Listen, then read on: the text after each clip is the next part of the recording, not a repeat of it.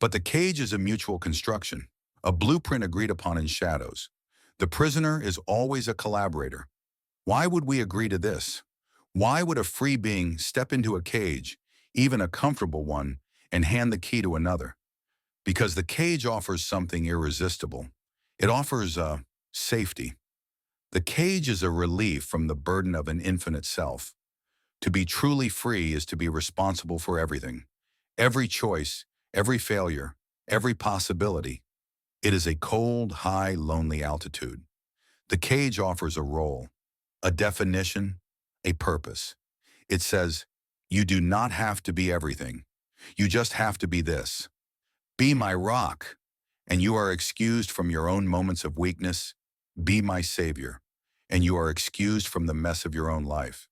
Be my wild spirit, and you are excused from the mundane, from responsibility, from the quiet work of existing. The cage, in its own dark way, is a kindness. It is an answer to the terrifying question, who am I? The cage answers, you are the one who is needed by me. And for a time, this is enough. It is more than enough. It is warmth. It is identity. We find the person who has the exact, corresponding empty space that matches our own jagged edges. We lock together. We call it completion. But look closer. We do not fall in love with a person.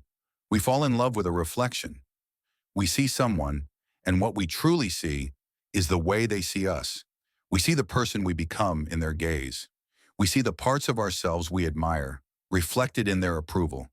And we become addicted to that reflection. The entire relationship becomes a desperate effort to keep that mirror polished, to keep it angled exactly right so that it always shows us the version of ourselves we need to see. This is the great unspoken contract. I will be the person you see if you promise to never stop looking at me. And so we build the cage around the mirror. We bolt it to the wall. We demand that the other person not move, not change, not grow. Because if they change, the angle of the mirror changes. And if the angle changes, we might see something we do not want to see. We might see ourselves.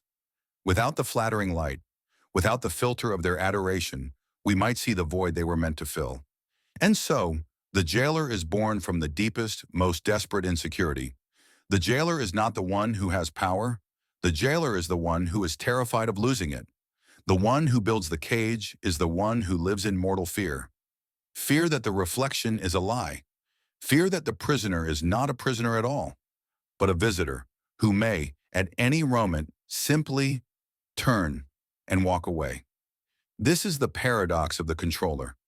They are the least free person in the room. The person who demands loyalty is the one who trusts no one. The person who defines their partner is the one with no definition of their own. The person who builds the cage is already trapped inside a much smaller one, deep within their own mind. They must stand guard, always. They must listen for the scraping of a cup against the bars, the whisper of a plan, the shadow of a new thought in their prisoner's eyes. The jailer's life becomes a life of maintenance, of vigilance, of profound, exhausting, and lonely effort. They are chained not to the prisoner, they are chained to the cage itself.